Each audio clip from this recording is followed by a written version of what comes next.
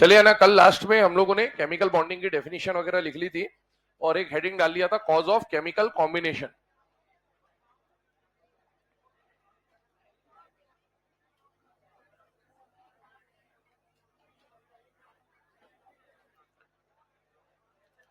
Cause of chemical combination में दो point हमको लिखने। पहला पॉइंट लिखिएगा, tendency to achieve inert gas configuration,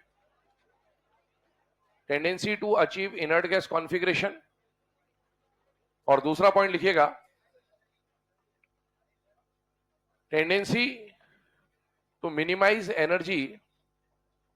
second point लिखिएगा, tendency to minimise energy and maximise stability.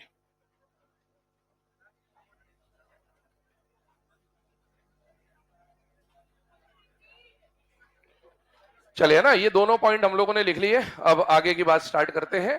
पहला जो पॉइंट आपको बोला गया उसके ऊपर थोड़ी देर के बाद डिस्कशन करेंगे। जो सेकंड पॉइंट है उस पर बात करते हैं। सेकंड पॉइंट आपको बोला गया कि कोई भी एटम जो बॉन्ड फॉर्मेशन करता है वो क्यों करता है, ताकि उसकी एनर्जी क्या हो जाए, मिनिमाइज हो जाए, और स्टेबिलिटी क्या हो जाए, मैक्सिमाइज। आइए इधर ध्यान दीजिएगा। हम लोग यहाँ पर स्टार्ट करते हैं बेटा, दो एटम से पॉइंट को डिस्कस करना स्टार्ट करते हैं। ध्यान सुनिएगा। मान लीजिए ये एटम ए है, ये मान लीजिए एटम बी है। जब एटम आइसोलेटेड फॉर्म में होता है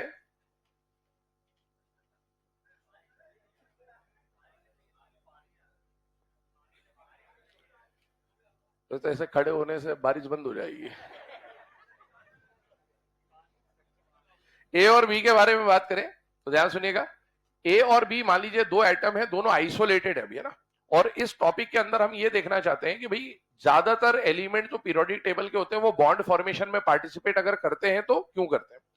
तो उसके पीछे दो रीजन है। पहला, हर एक एटम के बारे में ऐसा माना जाता है कि वो ऑक्टेट पूरा करना चाहता है और ऑक्टेट पूरा करने के लिए वो बॉन्डिंग में पार्टिसिपेट करता है।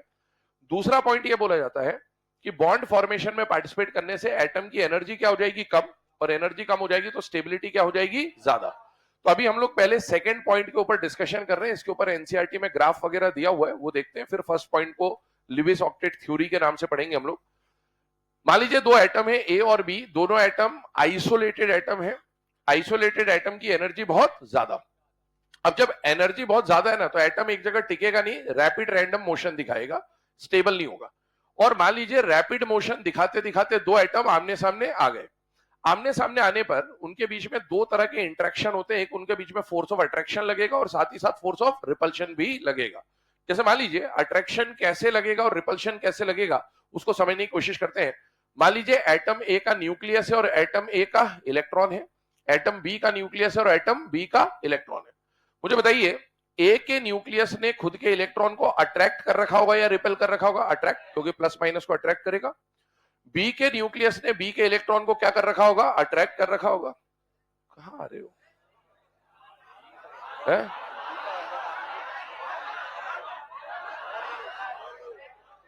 अरे इधर आओ। चाय पीने गए थे? मेरे लिए बंधवा के लाई क्या चाय है? बिना चाय लिए आ गए तुम। बैठ जाओ फटाफट। ध्यान देखो, है ना। तो ए के न्यूक्लियस और इलेक्ट्रॉन के बीच में अट्रैक्शन है, बी के न्यूक्लियस और इलेक्ट्रॉन के बीच में अट्रैक्शन है, प्लस और माइनस के बीच में। अब अगला पॉइंट क्या आता है कि यहां पर इसने अपने इलेक्ट्रॉन को तो अट्रैक्ट कर रखा है, इसने अपने इलेक्ट्रॉन को तो अट्रैक्ट कर रखा है, लेकिन साथ ही साथ जब ये आमने सामने आएंगे तो बेटा इसका जो पॉजिटिव चार्ज है वो इसके नेगेटिव चार्ज को भी अट्रैक्ट करेगा, और सिमिलरली इसका पॉजिटिव चार्ज इसके नेगेटिव चार्ज को भी अट्रैक्ट करेगा। तो इस तरह से दो एटम के बीच में अट्रैक्शन लगेगा, इसका न्यूक्लियस इसके इलेक्ट्रॉन को और इसका न्यूक्लियस इसके इलेक्ट्रॉन को। लेकिन क्या ये प्लस और प्लस एक दूसरे को अट्रैक्ट करेंगे कि रिपेल करेंगे? रिपेल। और ये माइनस भी एक दूसरे को रिपेल करें। तो मतलब एट अ टाइम जब दो एटम आमने सामने आते हैं ना, तो वहां पर दो तरह के इंटरेक्शन साइमल्टेनियसली काम करते हैं बेटा। एक फोर्स ऑफ अट्रैक्शन और एक फोर्स ऑफ रिपल्शन। अब कहानी इस बात पे निर्भर करती है कि दोनों में फोर्स ऑफ अट्रैक्शन और रिपल्शन में से मान लो अट्रैक्शन डोमिनेटिंग है तो दोनों एटम पास आके बॉन्ड फॉर्म कर लेंगे। लेकिन अगर फोर्स ऑफ अट्रैक्शन और रिपल्शन में से रिपल्शन डोमिनेटिंग हुआ तो दोनों अपने अपने रास्ते आगे बढ़ जाएंगे ना। अब मान के चले, क्योंकि हमें बॉन्ड बनवाना है केमिकल बॉन्डिंग के अंदर, तो मान लीजिए फोर्स ऑफ अट्रैक्शन और रिपल्शन में से इनिशियली कौन डोमिनेट कर रहा है? Force of attraction. सुनते जाना, कंडीशन समझते जाइएगा। पहली कंडीशन ये आई कि अट्रैक्शन और रिपल्शन में से डोमिनेट कौन कर रहा है? अट्रैक्शन। जब अट्रैक्शन डोमिनेट करेगा तो क्या ये पास आएंगे कि दूर जाएंगे? पास आएंगे, पास आते जाएंगे, ठीक है। तो पास आने की वजह से बताइए इंटरन्यूक्लियर डिस्टेंस बढ़ेगा या कम होगा? कम होगा। अभी इसका एक ग्राफ बनाएंगे हम थोड़ी देर के बाद, ठीक है। लेकिन जब ये पास आते जाएंगे आते जाएंगे आते जाएंगे, तो पास क्यों आ रहे? क्योंकि फोर्स ऑफ अट्रैक्शन ज्यादा था। लेकिन पास आने से क्या ये इलेक्ट्रॉन और ये न्यूक्लियस भी पास आ जाएंगे बेटा? हाँ। और अगर ये पास आ जाएंगे तो इसका मतलब है फोर्स ऑफ रिपल्शन क्या हो जाएगा? अरे मैडम कहां घूम रहे हैं अपन? ओ मैडम कहां घूम रहे हो?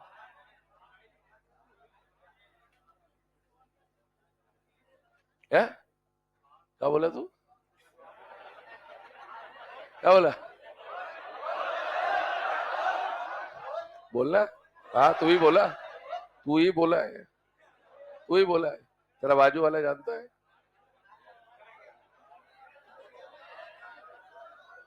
फोर्स ऑफ अट्रैक्शन और फोर्स ऑफ रिपल्शन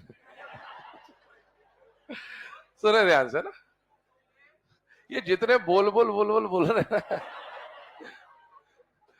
कितना मोटिवेशन लगता है तुमको बोलने के लिए ना।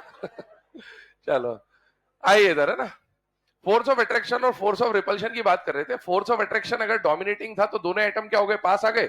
और फोर्स ऑफ रिपल्शन कम था तो दोनों एटम कंपैरेटिवली पास आते गए, क्योंकि अट्रैक्शन डोमिनेट कर रहा था। लेकिन जैसे ये नजदीक आएंगे तो बेटा क्या इलेक्ट्रॉन बहुत ज्यादा पास आ जाएंगे और न्यूक्लियस भी पास आएंगे या नहीं आएंगे? आएंगे।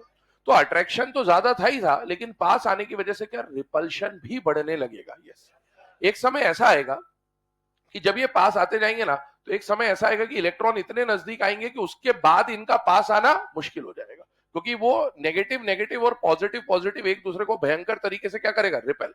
तो एक ही समय तक ये पास आ पाएंगे। ऐसा नहीं होगा कि भैया ये ए का न्यूक्लियस और ये बी उठा के आपने इसके ऊपर ही रख दिया, ऐसा हो नहीं पाएगा, क्योंकि पॉजिटिव पॉजिटिव एक दूसरे को क्या करेंगे? दूर फेंक देंगे, या नेगेटिव नेगेटिव एक दूसरे को दूर फेंक देंगे। इसका मतलब ये हुआ कि एक समय इनके बीच में ऐसा आता है जहां पर जितना फोर्स ऑफ अट्रैक्शन लग रहा होगा उतना ही फोर्स ऑफ रिपल्शन भी लग रहा होगा। और जब फोर्स ऑफ अट्रैक्शन और रिपल्शन इक्विलिब्रियम पे आ जाएंगे, इसका मतलब यह होगा कि ना तो एटम उसके बाद पास आ पाएंगे, क्योंकि अट्रैक्शन अगर डोमिनेट करके पास ले जाएगा तो रिपल्शन दूर फेंक देगा, और रिपल्शन दूर फेंक के दूर ले जाएगा तो अट्रैक्शन पास ले आएगा। तो एक ऐसी कंडीशन आएगी जहां पर फोर्स ऑफ अट्रैक्शन और रिपल्शन इक्विलिब्रियम पे होंगे, ना एटम उससे पास आ पाएंगे ना एटम उससे दूर जा पाएंगे। ये वो कंडीशन होती है जिसको हम ऐसा बोलते हैं कि भाई अब इन दोनों के बीच में किसका फॉर्मेशन हो गया? बॉन्ड फॉर्मेशन हो गया। लेकिन अब एक बात बताइए, अगर इसके बाद की कंडीशन पे बात करूं, मैं इनको और पास ले आऊं, है ना, खुद ब खुद तो ये पास नहीं आएंगे, लेकिन बाहर से मुझे अगर इनको पास लाना है तो क्या बाहर से मुझे एनर्जी लगानी पड़ेगी या नहीं लगानी पड़ेगी? लगानी पड़ेगी। तो अगर मैं बाहर से एनर्जी लगा रहा हूं, इसका मतलब है ये प्रोसेस खुद ब खुद नहीं हो रही, इसका मतलब है अट्रैक्शन डोमिनेट कर रहा था या रिपल्शन डोमिनेट कर रहा था? रिपल्शन। तभी तो रिपल्शन को ओवरकम करने के लिए मुझे बाहर से एनर्जी लगानी पड़ी। तो तीन तरह की सिचुएशन अराइज होती है, ये तीन तरह की कंडीशंस है। नॉर्मली जब बॉन्ड फॉर्मेशन होना होता है तो फोर्स ऑफ अट्रैक्शन क्या करता है बेटा? डोमिनेट करता है। फोर्स ऑफ अट्रैक्शन डोमिनेट करेगा तो दोनों एटम पास आएंगे, बॉन्ड बन जाएगा। बॉन्ड जब बनता है तो ये वाली सिचुएशन पे बनता है कि अट्रैक्शन और रिपल्शन इक्विलिब्रियम पे होता है। लेकिन मान लीजिए अट्रैक्शन के बदले अगर रिपल्शन डोमिनेट कर रहा होता तो क्या बॉन्ड फॉर्मेशन हो पाता या नहीं हो पाता? नहीं हो पाता, और दोनों अपने अपने रास्ते आगे निकल जाते। इसी बात को हम लोग यहां पर डायग्रामेटिकली और ग्राफिकली समझते, क्योंकि एनसीईआरटी में ये बात दी हुई है, ध्यान से देखिएगा। मान लीजिए ये एटम ए का न्यूक्लियस और एटम ए का इलेक्ट्रॉन है, इस पे प्लस चार्ज इस पे माइनस है। बेटा ए के न्यूक्लियस ने खुद के इलेक्ट्रॉन को क्या कर रखा है? अट्रैक्ट। ये बी का न्यूक्लियस है, बी का इलेक्ट्रॉन है, इन्होंने एक दूसरे को क्या कर रखा है? अट्रैक्ट। लेकिन अभी ए इंडिपेंडेंटली घूम रहा था, बी इंडिपेंडेंटली घूम रहा था, दोनों घूमते फिरते आमने सामने आ गए। क्या ए का न्यूक्लियस बी के इलेक्ट्रॉन को भी अट्रैक्ट करेगा कि नहीं करेगा? करेगा। और बी का न्यूक्लियस ए के इलेक्ट्रॉन को भी अट्रैक्ट करेगा, क्योंकि प्लस माइनस को अट्रैक्ट करता ही है। लेकिन ये तो सब अट्रैक्शन फोर्स हो गए, लेकिन क्या ये न्यूक्लियस और ये इलेक्ट्रॉन और इलेक्ट्रॉन एक दूसरे को अट्रैक्ट करेंगे या रिपेल करेंगे? बेटा रिपेल करें। तो यहां पर हमें अट्रैक्शन फोर्स भी दिख रहा है और रिपल्शन फोर्स भी दिख रहा है। अगर हम बॉन्ड फॉर्मेशन के अकॉर्डिंगली बात करें, फॉर बॉन्ड फॉर्मेशन, मुझे बताइए अगर बॉन्ड फॉर्मेशन कराना है तो अट्रैक्शन और रिपल्शन में से ज्यादा डोमिनेटिंग किसको होना चाहिए? अट्रैक्शन। जब बॉन्ड बनेगा तब ये इक्विलिब्रियम पे आ जाएंगे, लेकिन शुरू में ये कंडीशन होनी ही चाहिए। अब इधर देखिएगा, एक ग्राफ हम लोग प्लॉट करने वाले हैं।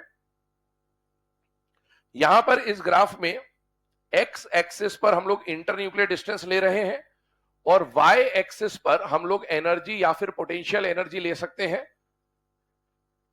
यहां पर ग्राफ का जो ओरिजिन है वो ये है, ध्यान रखिएगा ना, ये ओरिजिन है। ग्राफ यहां से स्टार्ट नहीं हो रहा, यहां से स्टार्ट हो रहा है, बट जनरली एनर्जी जो होती है ना, पोटेंशियल एनर्जी नेगेटिव में होती है, इसीलिए ग्राफ नीचे जाएगा।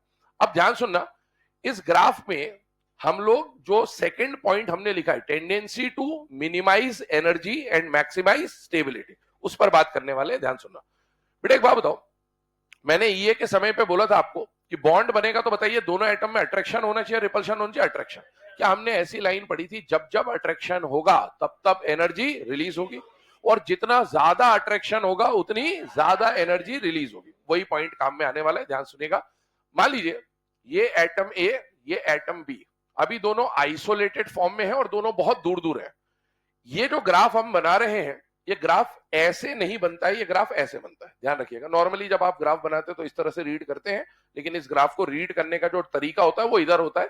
अगर आप इसको नॉर्मल ग्राफ की तरह पढ़ोगे तो कभी समझ ही नहीं आएगा कि ग्राफ में हो क्या रहा है, ठीक है। तो ये ग्राफ ऐसे चलता है। मुझे बताइए, ए और बी में कोई बॉन्ड नहीं है, तो क्या ए और बी बहुत दूर दूर है? यस, बहुत दूर दूर है, तो इंटरन्यूक्लियर डिस्टेंस ज्यादा है या कम है? ज्यादा।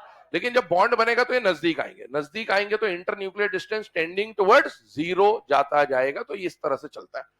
पहले ये दोनों बहुत दूर दूर, मान लीजिए ये घूमते फिरते आमने सामने आए, अट्रैक्शन और रिपल्शन में से कौन डोमिनेट कर गया? अट्रैक्शन।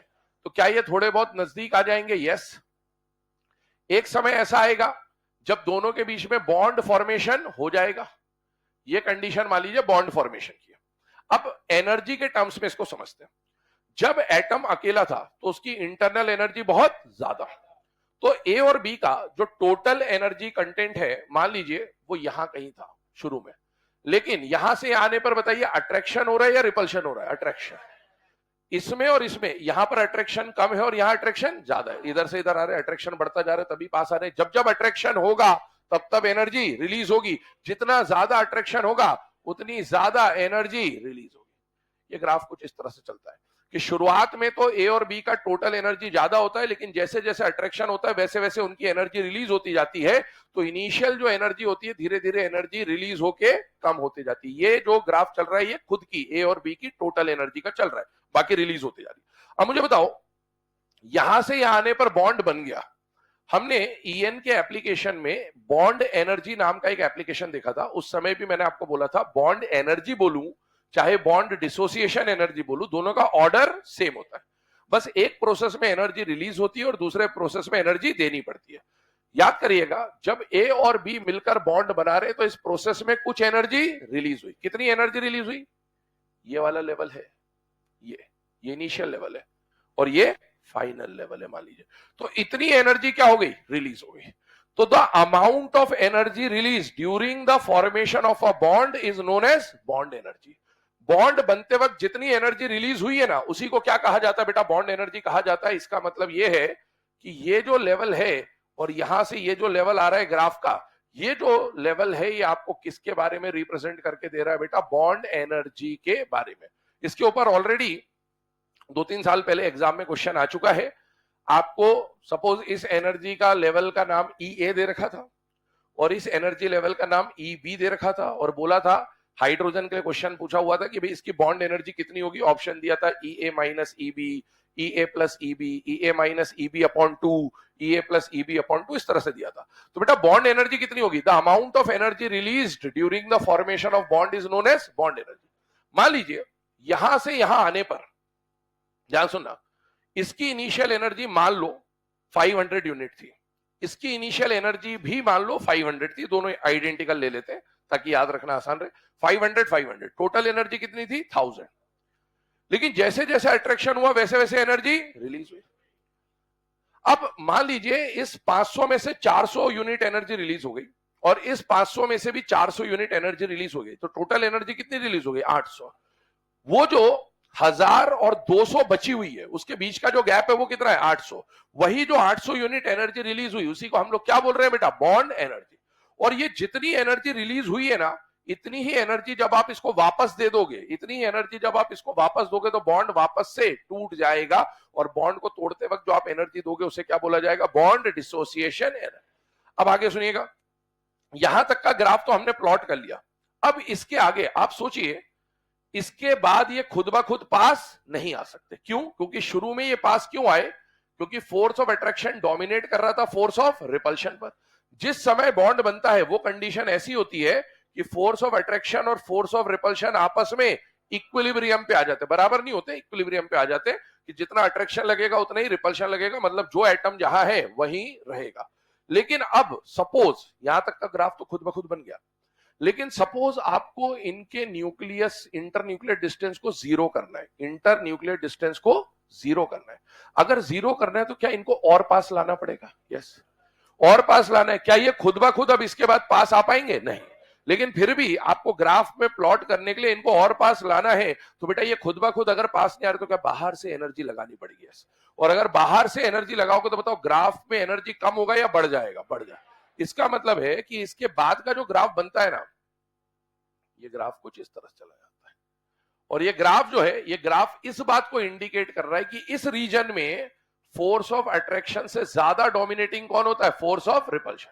ये जो पिंक कलर का पार्ट यहां पर दिखाया गया है, ये हाइपोथेटिकल पार्ट है, ये ऐसा एक्चुअल में नहीं होता, लेकिन ग्राफ में क्योंकि एनसीईआरटी में ये ग्राफ दे रखा है तो ग्राफ को समझने के लिए हम लोग ये समझ रहे हैं कि बॉन्ड तो खुद ब खुद बन गया, लेकिन बॉन्ड बनने के बाद अगर आपको इंटर न्यूक्लियर डिस्टेंस और कम करना है तो आपको बाहर से एनर्जी देनी पड़ेगी, और बाहर से एनर्जी दोगे तो ग्राफ कैसा हो जाएगा?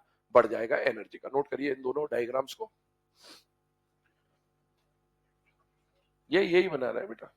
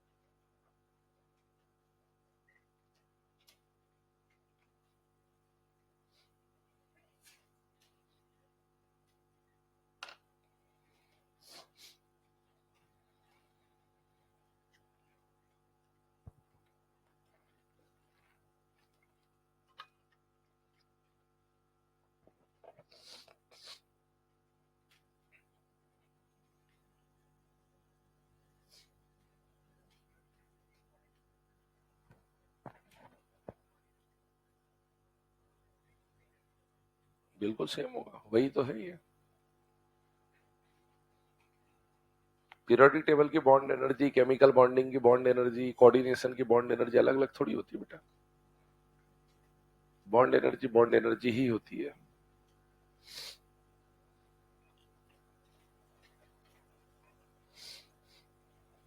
मौसम बढ़िया हो रखा है आज है। आज थोड़ी देर और पानी गिर जाएगा तो कोटा में आधे हिस्से तो पानी में डूब जाएंगे। सड़कों पे तो भर ही गया होगा अब तक तो पानी।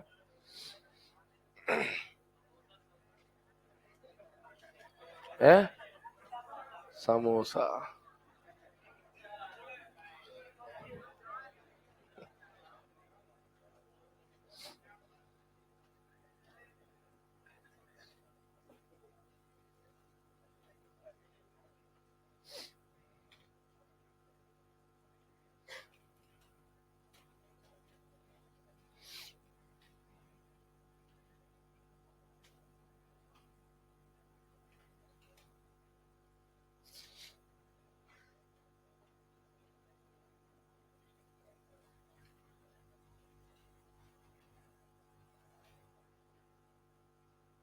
जल्दी बनाओ भाई, आज ही बनाना है, कैसे आराम से बिल्कुल ए बी लिख लिख के जल्दी बनाओ फटाफट। बोर्ड का रजिस्टर थोड़ी बना रहे कि अपन बोर्ड की कॉपी में बिल्कुल राइटिंग सजा सजा के लिखना। जल्दी लिखो, राइटिंग के मार्क्स नहीं मिलने वाले।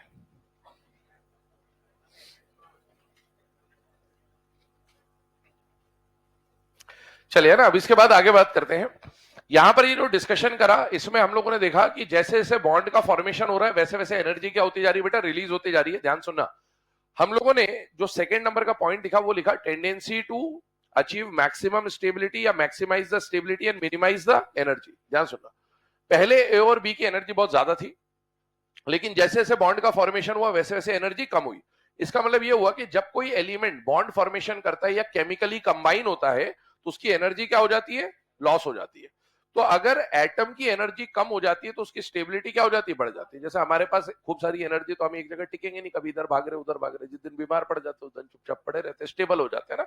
तो वैसे ही अगर किसी एटम के पास बात करें तो किसी एटम के पास जब तक एनर्जी है वो अनस्टेबल रहेगा, लेकिन जैसे उसकी एनर्जी रिलीज हो जाएगी, मिनिमाइज हो जाएगी, तो उसके अंदर क्या आ जाएगी, स्टेबिलिटी। अब आते हैं सेकंड नंबर के पॉइंट पे, ध्यान सुनना है ना। सेकंड नंबर का मतलब पॉइंट तो हमने समझ लिया। अब पहले नंबर के पॉइंट पे आते हैं, कॉज ऑफ केमिकल कॉम्बिनेशन में। केमिकली जब कोई एटम कंबाइन करता है तो उसके दो कारण माने जाते थे, पहला ऑक्टेट कंप्लीशन, दूसरा एनर्जी कम करना। एनर्जी कैसे कम होगी वो हमने देख लिया कि बॉन्ड बनने से अट्रैक्शन होता है, अट्रैक्शन से एनर्जी रिलीज होती है, एटम की एनर्जी कम हो जाती है, एनर्जी कम हो जाती है तो स्टेबिलिटी बढ़ जाती है। लेकिन अब जो फर्स्ट वाला पॉइंट है उसको समझने के लिए हमें थ्योरीज के ऊपर जाना है, और जो सबसे पहली थ्योरी आ जाती है वो आ जाती है लुईस ऑक्टेट थ्योरी या फिर लुईस ऑक्टेट रूल। तो नेक्स्ट हेडिंग डालिएगा, Lewis octet rule. Lewis octet rule.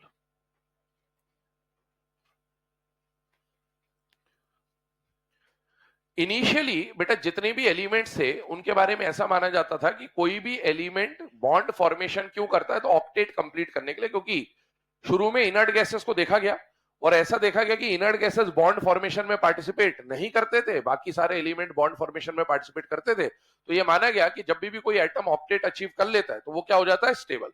ये बात इनिशियली सही थी, लेकिन जैसे जैसे नए नए एलिमेंट कंपाउंड डिस्कवर हुए तो ये बात भी गलत हो गई।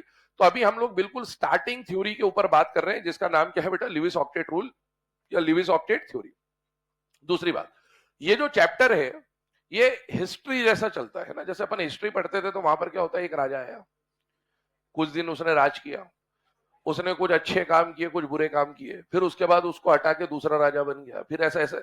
वैसे यहां पर एक थ्योरी आएगी, उसके कुछ बेनिफिट्स होंगे, कुछ ड्रॉबैक्स होंगे, फिर कुछ दिन तक वो थ्योरी चली, लेकिन जब नए एलिमेंट और कंपाउंड डिस्कवर हुए तो वो थ्योरी उनको एक्सप्लेन नहीं कर पाता, तो उसको समझाने के लिए फिर एक नई थ्योरी बनी, फिर वो कुछ दिन तक चला, फिर एक नई थ्योरी बनी। तो इस तरह से Lewis octet rule, VBT, hybridization, MOT, ये सब हमको पढ़ना है, ठीक है। आइए स्टार्ट करते हैं one of the earliest theory के साथ, और वो थ्योरी कौन सा बेटा, Lewis octet rule. I hope इतना सबको पता है कि लुईस ऑक्टेट रूल का स्टेटमेंट क्या होता है, कि हर एक एटम बॉन्ड फॉर्मेशन क्यों करना चाहता है, ताकि वो अपने आउटर मोस्ट शेल में क्या कंप्लीट कर ले, ऑक्टेट। स्टेटमेंट बोल रहा हूं, लिखिएगा। According to this theory,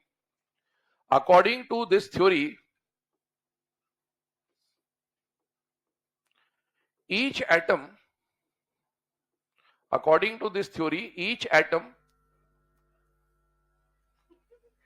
क्या हो गया, पानी गिर रहा, तो इधर आ जाओ, आगे आ जाओ, क्या हो गया, काहे बरसात में बैठे हुए हो, इधर आ जाओ। मतलब वहां गिर रहा है पानी तो इधर उधर बैठ जाओ ना, काहे उसके नीचे बैठे हो, आ जाओ इधर, आगे आ जाओ, बहुत जगह है, जगह कमी नहीं है।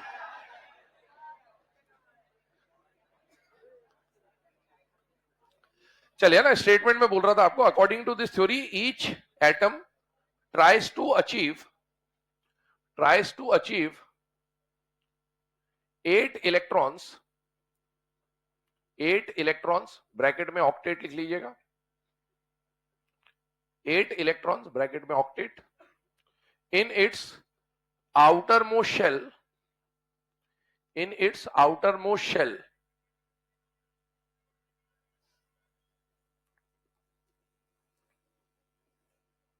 चलिए ना। यहां पर इस थ्योरी में यह बोला गया कि इस थ्योरी के अकॉर्डिंगली ऐसा माना जाता था कि हर एक एलिमेंट बॉन्ड फॉर्मेशन क्यों करना चाहता है, ताकि उसके आउटर मोस्ट शेल में क्या हो जाए, 8 इलेक्ट्रॉन हो जाए, ऑक्टेट हो जाए। ध्यान रखना, 8 इलेक्ट्रॉन टोटल की बात नहीं होती है, 8 इलेक्ट्रॉन आउटर मोस्ट शेल में होना चाहिए, मतलब NS2 NP6 टाइप का होना चाहिए। कुछ एलिमेंट ऐसे भी हैं जो ऑक्टेट रूल को फॉलो कभी भी नहीं कर सकते, जैसे आपको पता हो हाइड्रोजन या हीलियम, है ना, ये कभी भी ऑक्टेट रूल फॉलो कर ही नहीं सकते, क्योंकि इनके अंदर एक ही शेल है। तो इसका मतलब ये ज्यादा से ज्यादा ड्यूप्लेट पूरा कर सकते। पॉइंट एक लिख भी लेना ब्रैकेट में, हाइड्रोजन, हीलियम और एक लिथियम प्लस भी लिख लो, hydrogen, helium, lithium plus, try to complete their duplet. Try to complete their duplet, मतलब ये ऑक्टेट रूल फॉलो नहीं करते, ये ड्यूप्लेट रूल फॉलो करते हैं। चलिए अब आइए, यहां पर हम लोग बात कर रहे हैं कि कोई भी एलिमेंट अपने आउटर मोस्ट शेल में ऑक्टेट कंप्लीट करना चाहता है। कुछ एक एलिमेंट होते हैं जो ड्यूप्लेट कंप्लीट करना चाहते हैं, लेकिन ऑक्टेट या ड्यूप्लेट कंप्लीट करने के लिए उनके पास क्या क्या तरीके हैं। तो वेज टू अचीव ऑक्टेट में अगर हम लोग बात करें तो कोई भी एलिमेंट ऑक्टेट पूरे करने के लिए दो तरीके अपना सकता है, या तो वो इलेक्ट्रॉन को ट्रांसफर कर दे या फिर वो इलेक्ट्रॉन को शेयर कर दे। ट्रांसफर करने के दो मीनिंग निकलते हैं कि कोई भी एटम या तो इलेक्ट्रॉन का लॉस कर दे या फिर इलेक्ट्रॉन का गेन कर ले। अब ध्यान से सुनिएगा ना, यहां पर ये जो फ्लो चार्ट हम लोग बना रहे हैं, यहां पर आपके केमिकल बॉन्डिंग चैप्टर में आने वाले जितने भी टाइप ऑफ बॉन्ड्स है वो यहां पर इनिशियल लेवल पे आपको दिख रहे होंगे कि कैसे बॉन्ड बनाने हैं। ट्रांसफर ऑफ इलेक्ट्रॉन का मतलब है कोई भी एटम या तो अपना इलेक्ट्रॉन लूज कर दे या इलेक्ट्रॉन गेन कर ले। जैसे सोडियम, सोडियम का कॉन्फ़िगरेशन जब हम लिखते हैं तो क्या आ जाता है बेटा 2,8,1। और अगर हम क्लोरीन का कॉन्फ़िगरेशन लिखते हैं तो क्या आता है 2,8,7। अब इसको सोडियम को अपने आउटर मोस्ट शेल में 8 इलेक्ट्रॉन करने। अब 8 इलेक्ट्रॉन करने के दो तरीके, या तो 7 इलेक्ट्रॉन गेन करे या 1 इलेक्ट्रॉन लूज करे। तो 1 इलेक्ट्रॉन लूज करना इसके लिए आसान होता है, तो ये अपना 1 इलेक्ट्रॉन लूज कर देता है। जैसे ये 1 इलेक्ट्रॉन लूज करता है तो अब इसका आउटर मोस्ट शेल ये बन जाता है और इसका ऑक्टेट ऑलरेडी कंप्लीट हो गया। तो इलेक्ट्रॉन लूज करके ऑक्टेट पूरा किया जा सकता है।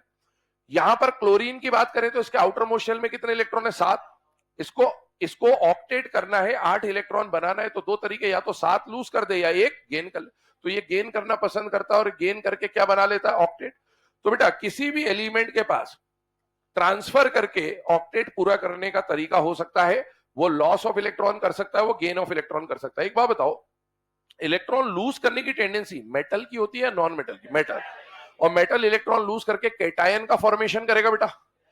और इलेक्ट्रॉन गेन करने की टेंडेंसी किसकी होती है? Non metal. और नॉन मेटल इलेक्ट्रॉन गेन करके एनायन का फॉर्मेशन करेगा। याद करिए पीरियोडिक टेबल में भी मैंने आपको बोला था मेटल नॉन मेटल मिलकर कौन सा बॉन्ड बनाते हैं, आयनिक या कोवेलेंट? आयनिक। आप खुद भी देख लें, कैटायन और एनायन अगर आमने सामने आ गए तो बेटा यहां पर जिस बॉन्ड का फॉर्मेशन हो जाएगा वो कौन सा हो जाएगा? आयनिक बॉन्ड, जिसके बारे में डिटेल में हम लोग चैप्टर में आगे पढ़ेंगे। आयनिक बॉन्ड का एक और नाम होता है बेटा इलेक्ट्रोवैलेंट बॉन्ड।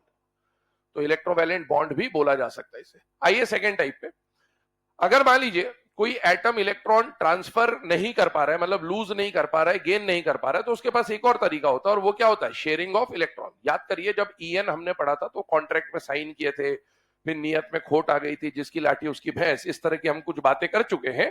तो शेयरिंग ऑफ इलेक्ट्रॉन भी एक तरीका हो सकता है। शेयरिंग में दो तरह की शेयरिंग होती है, एक होती है इक्वल शेयरिंग जिसको म्यूचुअल शेयरिंग भी बोला जाता है, और एक होता है अनइक्वल शेयरिंग जिसको नॉन म्यूचुअल शेयरिंग भी बोला जाता है।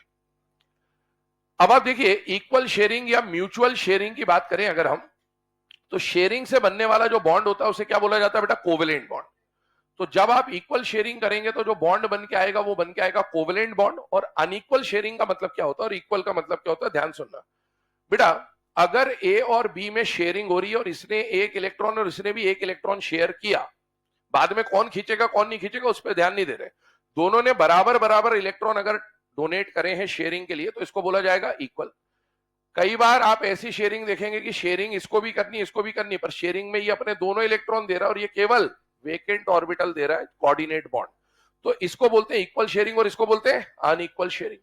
तो बेटा इक्वल शेयरिंग से बनने वाला बॉन्ड या म्यूचुअल शेयरिंग से बनने वाला बॉन्ड कोवेलेंट बॉन्ड होता है, और अनइक्वल या नॉन म्यूचुअल शेयरिंग से बनने वाला बॉन्ड कोऑर्डिनेट कोवेलेंट बॉन्ड होता है। कोऑर्डिनेट बॉन्ड भी एक तरह का कोवेलेंट बॉन्ड ही होता है, तो पूरा नाम है कोऑर्डिनेट कोवेलेंट बॉन्ड, शॉर्ट में हम लोग कोऑर्डिनेट बॉन्ड बोल देंगे। इसका एक और नाम होता है डेटिव बॉन्ड, क्योंकि डोनर एक्सेप्टर बॉन्ड होता ही है, एक डोनर होता है एक एक्सेप्टर होता है, तो इसको एक और नाम से जाना जाता है डेटिव बॉन्ड। नोट करिए इस फ्लो चार्ट को।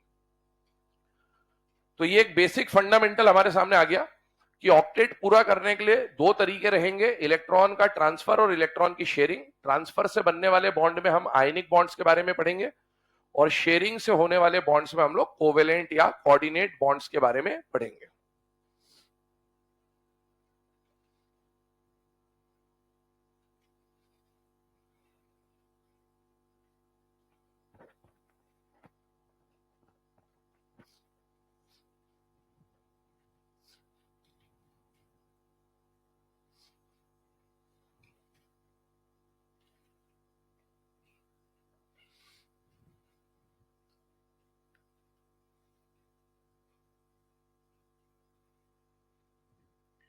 पीरियोडिक का बचा हुआ ईएलपी या मॉड्यूल वगैरह जो होगा सॉल्व कर लेना, है ना, ताकि उसको डिस्कस कर लेंगे बीच में। और मैं अभी कुछ 1-2 दिन में और क्वेश्चन डाल दूंगा टेलीग्राम पे, ताकि आप क्वेश्चन प्रैक्टिस करते रहें। बॉन्डिंग की ईएलपी जो मिलेगी उसमें ऑलरेडी आपको बॉन्डिंग के साथ साथ पीरियोडिक के क्वेश्चन भी मिलेंगे सॉल्व करने के लिए, है ना, ताकि रिवीजन आपका चलता रहे।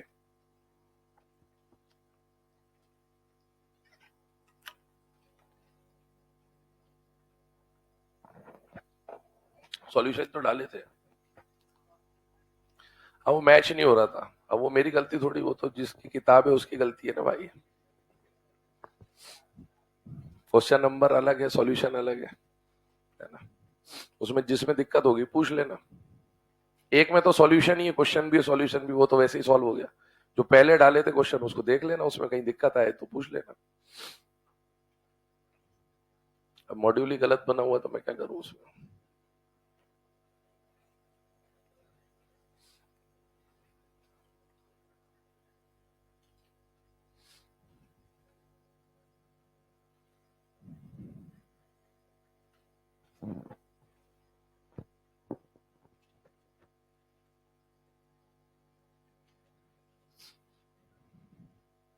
चले भैया ना, यहां पर अगर हम लोग आगे का डिस्कशन स्टार्ट करें बेटा, तो ये तो आ गया ल्यूइस ऑक्टेट रूल के बारे में। ल्यूइस ऑक्टेट रूल में सारी कहानी अपन ने समझ ली कि कोई भी आइटम ऑक्टेट पूरा करने के लिए क्या क्या तरीके अपना सकता है। लेकिन एक बात समझे, शुरू में बहुत कम एलिमेंट और कंपाउंड डिस्कवर हुए थे शुरुआती दौर में। सेकेंड और थर्ड पीरियड के एलिमेंट्स ही मिले हुए थे, और उनमें जैसे मान लीजिए एक मॉलिक्यूल मिल गया CH4, या मान लीजिए एक मॉलिक्यूल मिल गया CCl4, या मान लीजिए एक मॉलिक्यूल मिल गया SiF4।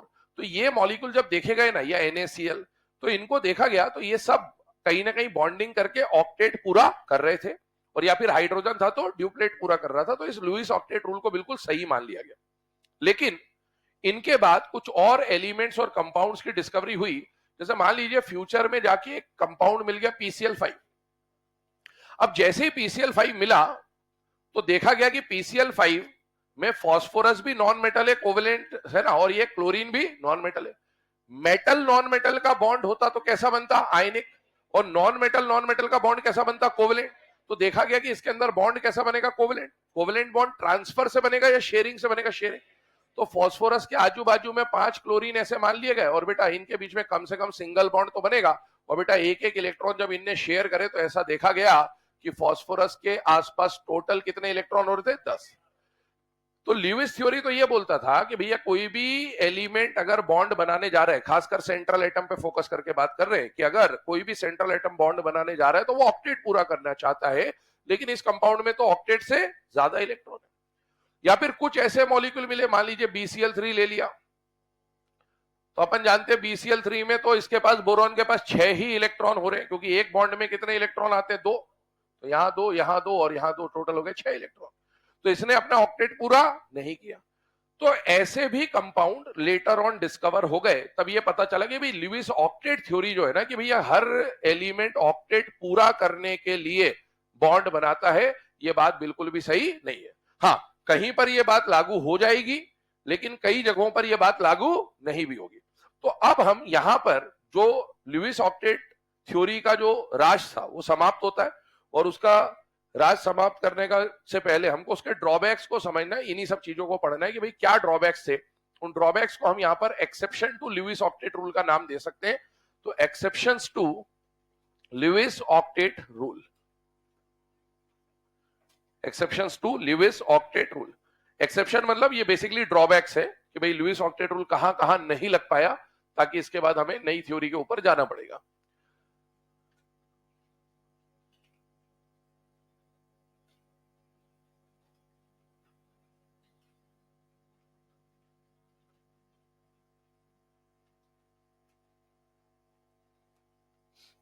चले आइए ना, सबसे पहले अगर हम लोग बात करें तो इसके जो ड्रॉबैक्स है, उसमें जो पहला ड्रॉबैक आ जाता है बेटा, वो आ जाता है हाइपोवैलेंट या फिर इलेक्ट्रॉन डेफिशिएंट स्पीशीज के बारे में।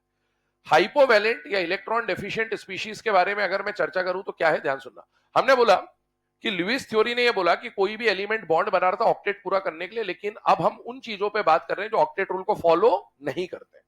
ऑक्टेट रूल को फॉलो नहीं करने के दो मतलब निकल सकते हैं, या तो सेंट्रल एटम के पास 8 से कम इलेक्ट्रॉन हो तो भी वो ऑक्टेट रूल फॉलो नहीं कर रहा, या 8 से ज्यादा इलेक्ट्रॉन हो तो भी वो ऑक्टेट रूल फॉलो नहीं कर रहा। अगर कभी सेंट्रल एटम के पास बॉन्डिंग के बाद 8 से कम इलेक्ट्रॉन होते हैं तो ऐसे स्पीशीज को क्या बोला जाता है बेटा, हाइपोवैलेंट, या फिर इनका एक और नाम है इलेक्ट्रॉन डेफिशिएंट स्पीशीज। अब इनको कैसे पहचानना है, डेफिनेशन नहीं लिखा रहा हूं, नाम से इतना समझ में आ जाता है। एग्जाम्पल के ऊपर बात करते हैं कैसे पहचानना है। मान लीजिए मैंने आपको एक मॉलिक्यूल दिया BCl3, मान लीजिए मैंने आपके सामने एक मॉलिक्यूल लिखा BeCl2 एटसेट्रा।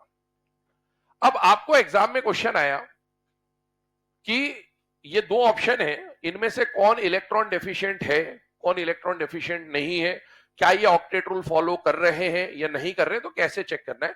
हमेशा केमिकल बॉन्डिंग में आप दो जगहों पर फंसेंगे, ध्यान से सुनना है ना इस चैप्टर में, कहां पर परेशानी आएगी आपको। पहली परेशानी बच्चों को यह आती है, अभी चैप्टर चलेगा तब परेशानी नहीं आएगी, चैप्टर खत्म होने के बाद परेशानी शुरू होगी, है ना। पहली परेशानी आपको यह आएगी कि भैया इतने सारे कंपाउंड में से कौन आयनिक है और कौन कोवेलेंट है, ये पहचानने में दिक्कत आती है, ठीक।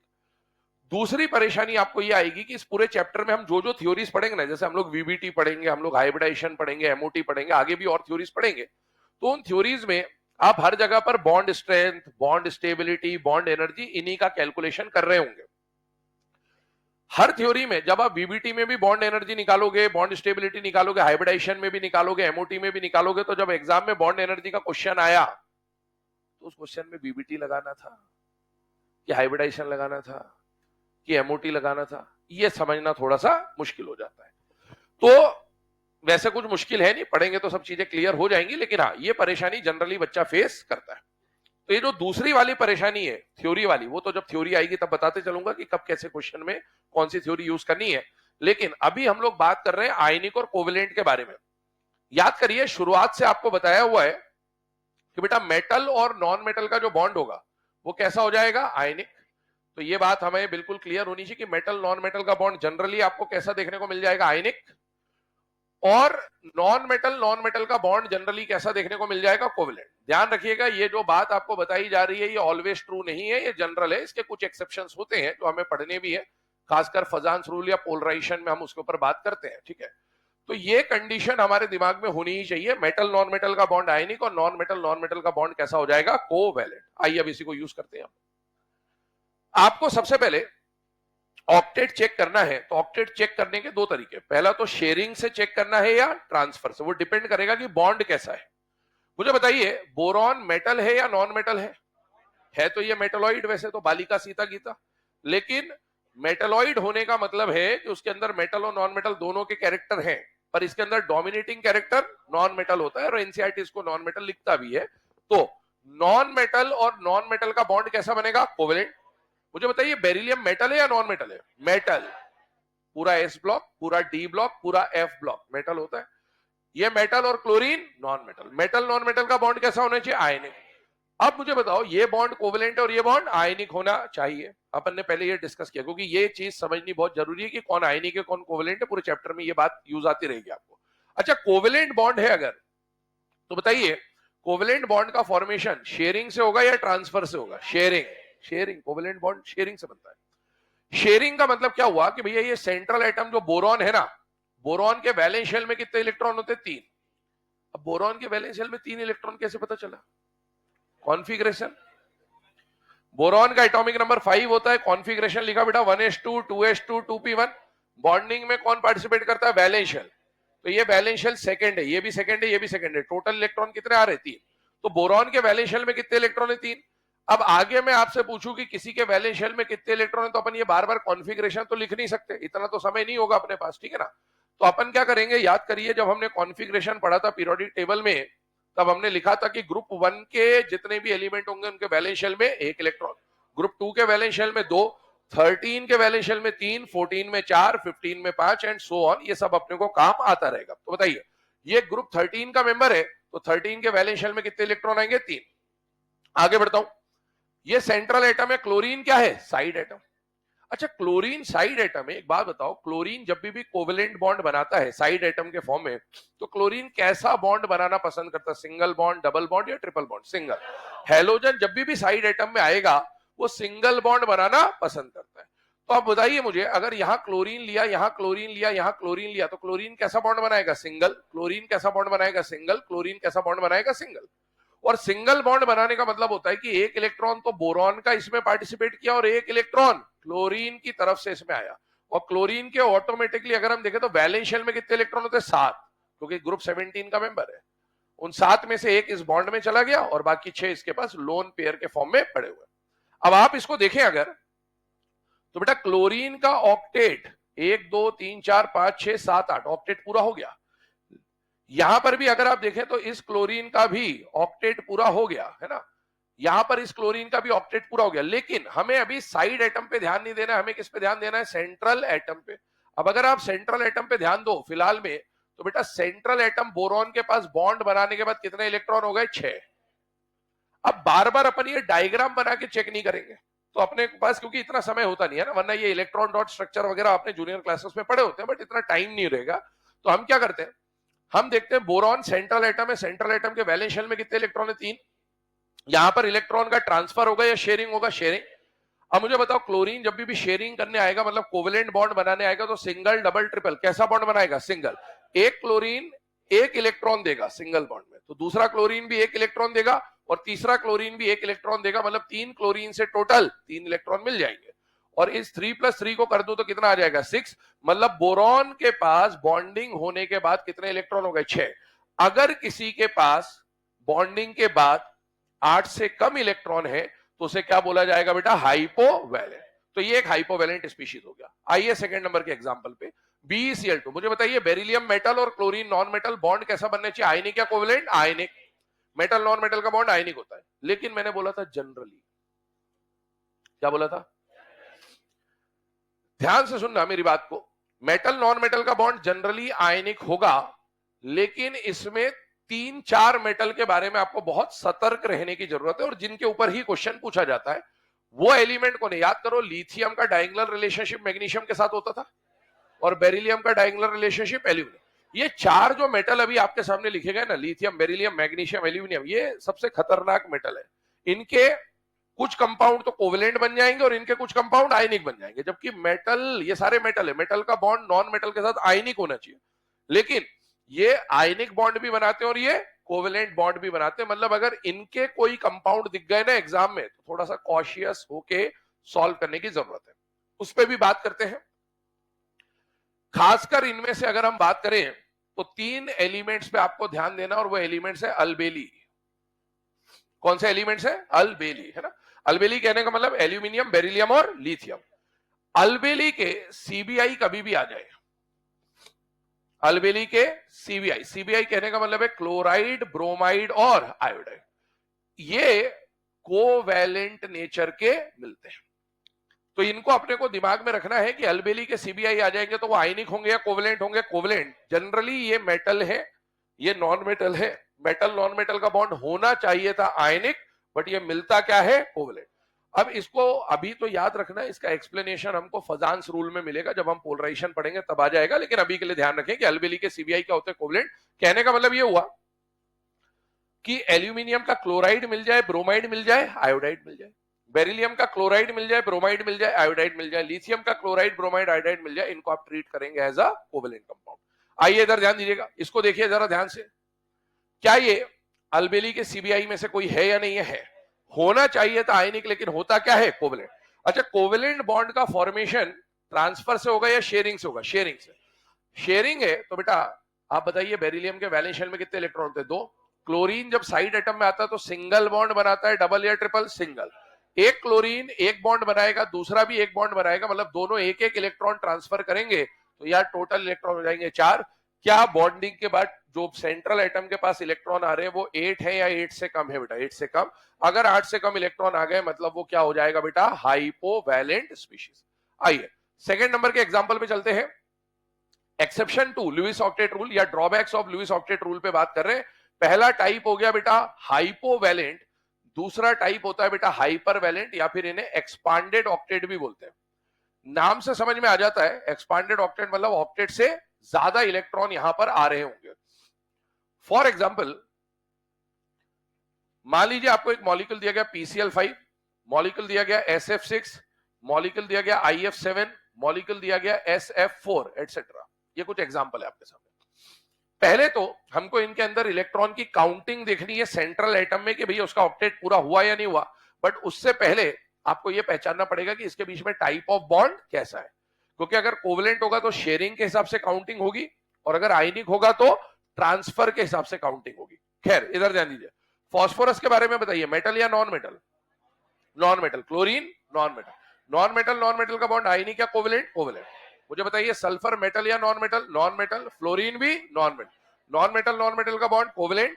Non metal non metal non metal non metal, ये सारे के सारे नॉन मेटल के बॉन्ड है। और नॉन मेटल का बॉन्ड कैसा बनेगा? कोवेलेंट। कोवेलेंट बॉन्ड में ट्रांसफर होगा या शेयरिंग होगी? शेयरिंग। अब आइए काउंटिंग करते हैं। फास्फोरस सेंट्रल एटम है, उसके वैलेंस शेल में 5 इलेक्ट्रॉन, क्योंकि ग्रुप 15 का मेंबर है। क्लोरीन साइड एटम में जब आ रहा है तो कैसा बॉन्ड बनाएगा? सिंगल। एक क्लोरीन एक इलेक्ट्रॉन देगा तो 5 क्लोरीन मिलकर 5 इलेक्ट्रॉन देंगे। टोटल इलेक्ट्रॉन कितने हो गए? 10। 10 आने का मतलब क्या ये 8 से ज्यादा है या नहीं है बेटा? है। मतलब इसे क्या बोला जाएगा? हाइपर वैलेंट या फिर एक्सपांडेड। हाइपर, हाइपोटोनिक, हाइपरटोनिक, है ना। आइए SF6 के बारे में बात करें। सल्फर ग्रुप 16 का मेंबर है, इसके वैलेंस शेल में 6 इलेक्ट्रॉन है, और 6 फ्लोरीन मिलकर 6 इलेक्ट्रॉन देंगे सिंगल सिंगल, तो बेटा यहां पर आ जाएंगे 12 इलेक्ट्रॉन। 12 कहने का मतलब ये अगेन ऑक्टेट से ज्यादा है, मतलब ये भी हो जाएगा हाइपर वैलेंट। आयोडीन के पास 7 इलेक्ट्रॉन, वैलेंस शेल में 7 इलेक्ट्रॉन फ्लोरीन से मिल जाएंगे, ये 14 हो जाएगा। और बेटा सल्फर में 6 और 4 फ्लोरीन से 4 इलेक्ट्रॉन मिल जाएंगे, ये आ जाएगा 10। तो ये जितने भी एग्जाम्पल आपके सामने लिखे हैं, इनके पास बॉन्डिंग के बाद या तो सेंट्रल एटम के पास 10, 12, 14 या फिर 10 इलेक्ट्रॉन है, मतलब ये 8 से ज्यादा है। इसका मतलब ये सारे के सारे एक्सपांडेड ऑक्टेट की कैटेगरी में आते हैं। नोट करिए इन्हें।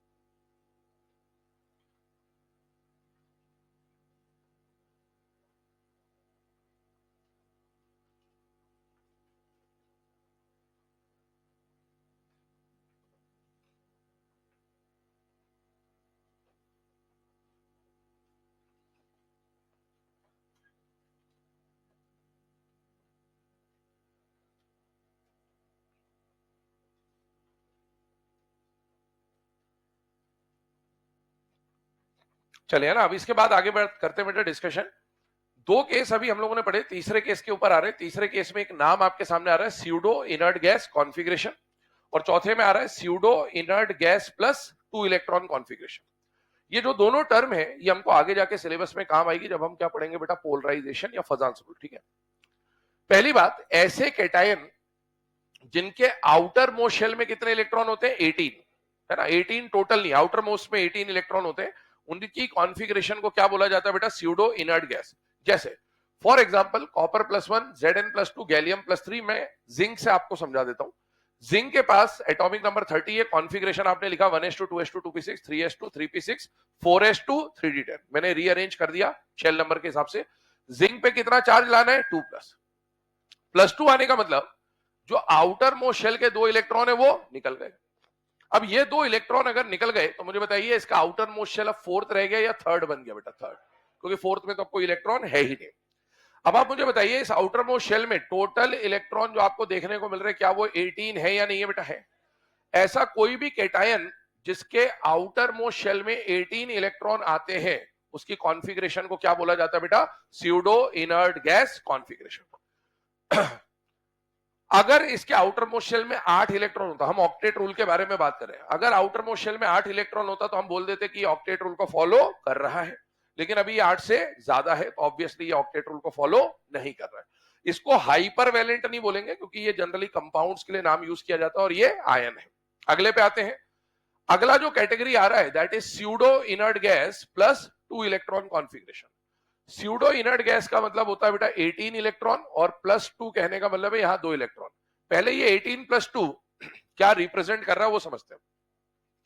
यहां पर 2 का मतलब है आउटर मोस्ट शेल में 2 इलेक्ट्रॉन और 18 का मतलब है n-1 पेनल्टीमेट शेल में 18 इलेक्ट्रॉन। ये जो कॉन्फ़िगरेशन है ना बेटा, ये कॉन्फ़िगरेशन आने के पीछे इनर्ट पेयर इफेक्ट का रोल होता है। किसका रोल होता है? Inert pair effect. अभी हम इनर्ट पेयर इफेक्ट पढ़ नहीं रहे, बस ये नाम इंट्रोड्यूस कर रहा हूं। इनर्ट पेयर इफेक्ट हम लोग पी ब्लॉक में पढ़ेंगे। तो ये कॉन्फ़िगरेशन आने का कारण होता है इनर्ट पेयर इफेक्ट।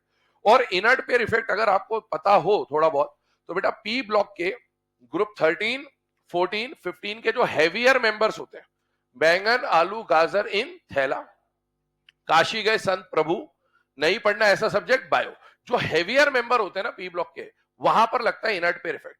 तो बेटा इन सब में आप आगे जाके पढ़ेंगे इनर्ट पेयर इफेक्ट आता है। और इनर्ट पेयर इफेक्ट में होता क्या है कि जो भी एलिमेंट होता है ना वो अपने ग्रुप ऑक्सीडेशन स्टेट से 2 यूनिट कम स्टेट दिखाना पसंद करता है। ग्रुप 13 का स्टेट होता है +3, तो आप देखो ये +1 दिखा रहा है, +3 से 2 कम। ग्रुप 14 का स्टेट होता है +4, तो ये उससे 2 कम स्टेट दिखा रहा है। और ग्रुप 15 का स्टेट होता है +5, ये उससे 2 कम स्टेट दिखा रहा है। मतलब ये सारे के सारे इनर्ट पेयर इफेक्ट के एग्जांपल है जो कि हम आगे पढ़ेंगे। अब इस कॉन्फ़िगरेशन को देख लेते हैं बेटा। अगर इसमें से थैलियम का हम लोग कॉन्फ़िगरेशन लिखे ना, तो थैलियम 6th पीरियड का एलिमेंट है ग्रुप 13 का, और इसका कॉन्फ़िगरेशन बनेगा बेटा 1s2 2s2 2p6, फिर आ जाएगा 3s2 3p6, फिर आ जाएगा 3d10, मैं रीअरेंज करके लिख दे रहा हूं। इसके बाद आ जाएगा 4s2 4p6 4d10 4f14, इसके बाद आ जाएगा बेटा 5s2 5p6 5d10, और फिर आ जाएगा लास्ट में 6s2 6p1। ये इसका कॉन्फ़िगरेशन है। याद करिए ग्रुप 13 का जो मेंबर होता है, ग्रुप 13 के मेंबर का जनरल कॉन्फ़िगरेशन होता है ns2 np1, और 6th पीरियड का मेंबर है इसीलिए 6s2 6p1। 6th पीरियड में जो सब सड़प सबडप हम लोग पढ़ते थे उसके हिसाब से ऑर्डर बनता था स फ ड प, मतलब इसके बीच में f और d भी होगा। f कौन सा होगा? n-2, और d कौन सा होगा? n-1। n-2 f के हिसाब से 4f आएगा जो कि मैंने ऑलरेडी लिख दिया है, और n-1 d के हिसाब से 5d आएगा जो कि मैंने ऑलरेडी रीअरेंज करके लिख दिया है ना। तो ये कॉन्फ़िगरेशन बिल्कुल परफेक्ट है। अब इसको देखो, ये आउटर मोस्ट शेल n हो गया, और ये वाला जो शेल है 5th वाला, ये हो गया पेनल्टीमेट शेल n-1। लेकिन अभी मैंने थैलियम का कॉन्फ़िगरेशन लिखा है, मुझे कॉन्फ़िगरेशन किसका चाहिए? थैलियम के +1 वाले आयन का। +1 आने का मतलब है कि एक इलेक्ट्रॉन यहां से निकल गया। अगर एक इलेक्ट्रॉन यहां से निकल गया तो बेटा ये जो 6p1 वाला इलेक्ट्रॉन है ये निकल जाएगा, और ये इलेक्ट्रॉन निकलने का मतलब है कि बताइए आउटर मोस्ट शेल में कितने इलेक्ट्रॉन बचे? 2, और n-1 में कितने इलेक्ट्रॉन बचे? 18। तो बेटा ऐसे कैटायन जिनके n-1 में 18 इलेक्ट्रॉन हो और आउटर मोस्ट में 2 इलेक्ट्रॉन हो, ऐसे कैटायन को बोला जाता है pseudo inert gas plus 2 electron cation. तो बस ये 2 टर्म हमें ध्यान रखनी है, एग्जाम्पल पे ज्यादा कुछ फोकस अभी करना नहीं है, वो सब आगे जब जब जरूरत पड़ेगी आ जाएगा। लिख ले इसको फटाफट, आगे बढ़ते हैं। एक लास्ट इसका ड्रॉबैक और देखते हैं, ऑड इलेक्ट्रॉन स्पीशीज।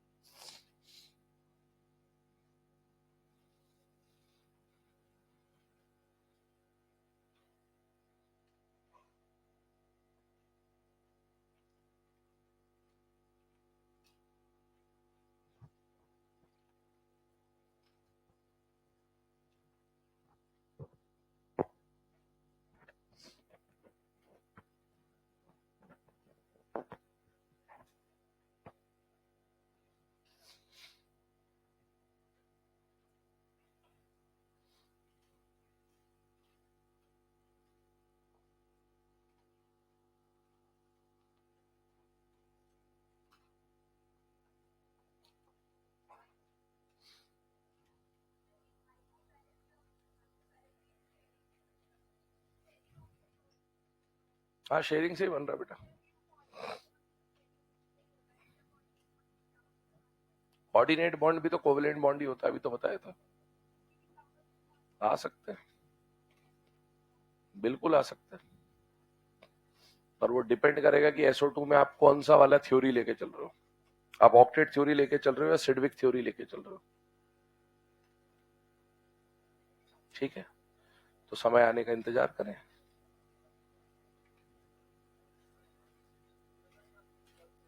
समय से पहले और भाग्य से ज्यादा न मिला है न मिलेगा। सही समय का इंतजार करें। लिख लिया भाई सबने ये?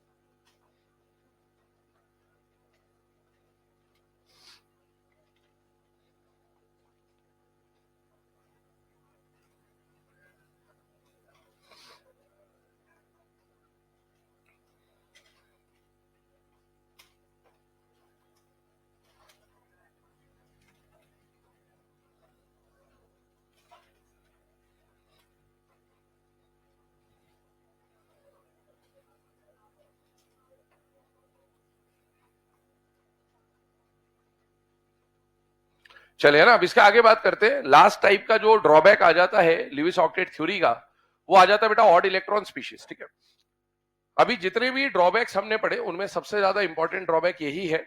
और बेसिकली यहां पर हम लोग आगे जाके सिलेबस में पैरामैग्नेटिक और डायामैग्नेटिक दो टर्म्स पे डिस्कशन करते हैं, तो वो यहां से इंट्रोडक्शन आता है उसका। सबसे पहले ऑड इलेक्ट्रॉन स्पीशीज होते क्या है या इनको पहचानना कैसे और ये किस तरह से ऑक्टेट रूल के एक्सेप्शन है, ड्रॉबैक है, उस पर बात करते हैं। दो एग्जाम्पल आपके सामने लिखे। पहला एग्जाम्पल लिखा बेटा NO2। आइए से स्टार्ट करते हैं। NO2 में जब भी आपको चेक करना है कि जो भी गिवन स्पीशीज है वो ऑड इलेक्ट्रॉन स्पीशीज है या नहीं है, तो उसके दो तरीके होते हैं। या तो आप उसके अंदर के टोटल वैलेंस इलेक्ट्रॉन काउंट कर लीजिए। टोटल वैलेंस इलेक्ट्रॉन कहने का मतलब सेंट्रल और साइड दोनों के मिला के वैलेंस इलेक्ट्रॉन काउंट कर लीजिए। और या फिर आप पूरे स्पीशीज के टोटल इलेक्ट्रॉन ही काउंट कर लीजिए। दोनों तरीकों से आप कर सकते हैं, जो आपको बेटर लगे आप उससे कर लीजिएगा। मैं दोनों बता दे रहा हूं फिलहाल में। NO2 टोटल वैलेंस इलेक्ट्रॉन निकालना बेटा। नाइट्रोजन के वैलेंस शेल में कितने इलेक्ट्रॉन होते हैं? 5। ग्रुप 15 का मेंबर है। और ऑक्सीजन ग्रुप 16 का मेंबर है, तो उसके वैलेंस शेल में 6। कितने ऑक्सीजन है? 2। तो 6 2 जा 12। अगर मैं दोनों के वैलेंस इलेक्ट्रॉन को ऐड कर दूं तो यहां पर एक नंबर आ रहा है 17। 17 नंबर जो है ये इवन है या ऑड है? ऑड। तो ऐसा कोई भी स्पीशीज जिसके टोटल वैलेंस इलेक्ट्रॉन का जो सम है वो ऑड आ जाए, चाहे 1 3 5 7 कोई भी ऑड नंबर आ जाए, उन्हें क्या कहा जाएगा बेटा? Odd electron species. Total electron भी निकाल सकते हैं आप। नाइट्रोजन का एटॉमिक नंबर 7 होता है, ऑक्सीजन का एटॉमिक नंबर 8 होता है। 8 2 जा कर दिया 16, ऐड करने पर आ जाएगा 23। मतलब इसके अंदर अगर मैं टोटल इलेक्ट्रॉन काउंट करूंगा तो कितने आ जाएंगे? 23। और बेटा 23 अगर आप देखो तो क्या 23 भी एक ऑड नंबर है या नहीं है? है। वैलेंस इलेक्ट्रॉन देखो, टोटल इलेक्ट्रॉन देखो, नंबर भले अलग अलग होंगे लेकिन ये ऑड है तो वो भी ऑड ही आएगा, और अगर ये कभी इवन आएगा तो वो भी इवन ही आएगा। ये बात की गारंटी होती है। तो आप देखें NO2 में आपको जो नंबर मिल रहा है वो ऑड नंबर मिल रहा है, और ऐसे स्पीशीज जिनके अंदर ऑड नंबर आ जाते हैं टोटल इलेक्ट्रॉन या वैलेंस इलेक्ट्रॉन में, उन्हें क्या कहा जाता है? Odd electron species. Same ClO3 के लिए भी हम कैलकुलेट कर सकते हैं। क्लोरीन के वैलेंस शेल में 7 इलेक्ट्रॉन होते हैं बेटा, ऑक्सीजन के वैलेंस शेल में 6, और 6 3 जा 18। सॉल्व करने पर आपको 25 मिल जाता है, जो कि अगेन एक ऑड नंबर है। और अगर मैं टोटल इलेक्ट्रॉन की बात करूं तो क्लोरीन का एटॉमिक नंबर 17 है, ऑक्सीजन का 8 8 3 जा 24।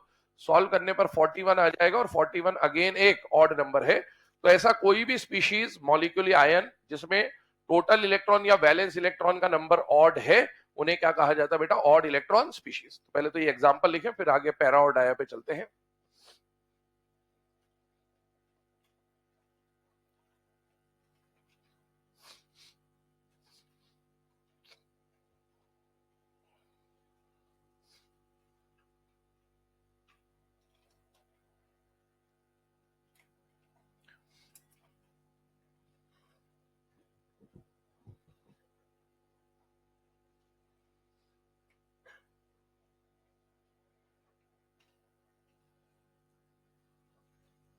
क्या हो गया?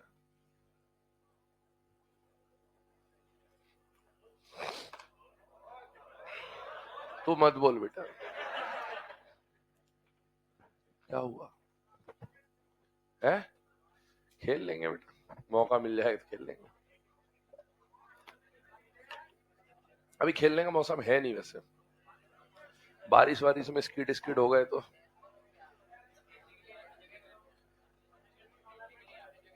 यहाँ थोड़ी होगा, तो बॉक्स में होगा।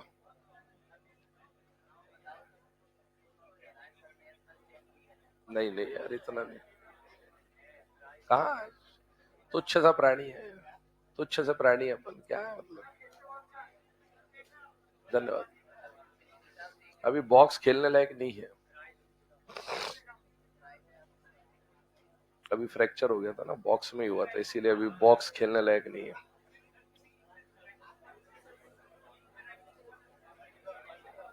चलते रहता है भाई। हो गया, लिख लिया तुमने? चलो आराम से विस्तार से बात करेंगे कभी, है ना।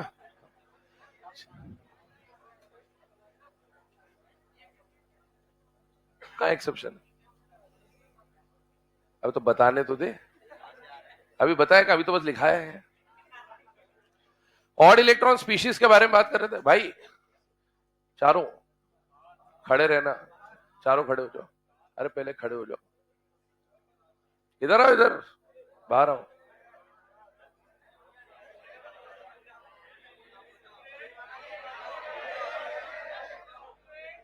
आराम से घूमो, क्या मतलब पढ़ाई लिखाई करके। जाओ जाओ जाओ, आराम से घूमो। हाँ तुम्हारा क्या है? अरे रुक जाओ, ये भी, तू भी तो गया था इनके साथ ही, नहीं गया था? आसपास वाले गवाही दें, यहाँ बैठा था, फिर अब वहां चला गया। बस बैठ जा फिर, तो तू बैठ जा। कल से कक्षा चालू होने के बाद जो बाहर गया वो बाहर ही रहेगा, पहला कानून। और दूसरा, कक्षा चालू होने के बाद जो अंदर आने की कोशिश करेगा वो भी बाहर ही रहेगा। ये बात ध्यान रखना, बिल्कुल अच्छी तरीके से समझा दे रहा हूं आज। कल से इसका कोई एक्सेप्शन नहीं है, कल से।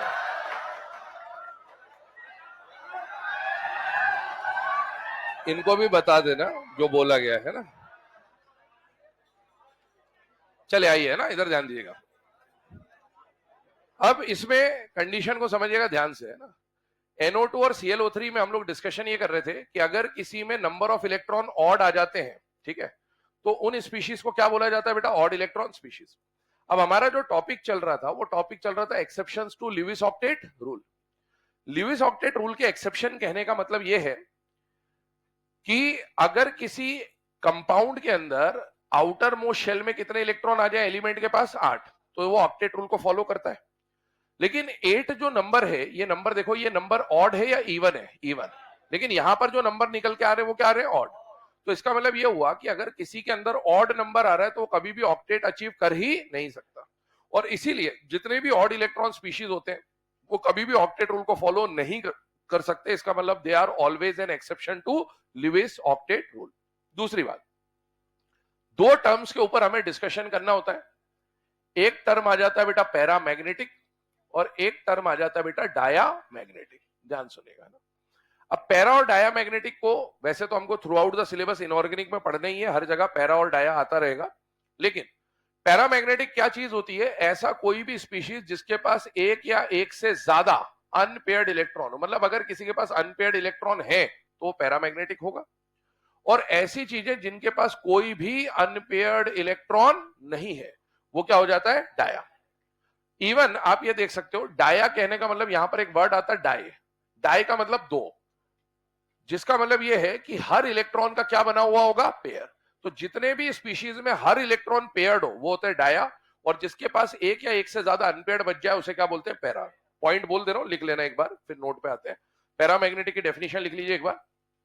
दो स्पीशीज विच कंटेन वन और मोर अनपेयर्ड इलेक्ट्रॉन। पैरामैग्नेटिक के बारे में लिख लीजिएगा, दो स्पीशीज विच कंटेन वन और मोर अनपेयर्ड इलेक्ट्रॉन। दो स्पीशीज विच कंटेन वन और मोर अनपेयर्ड इलेक्ट्रॉन।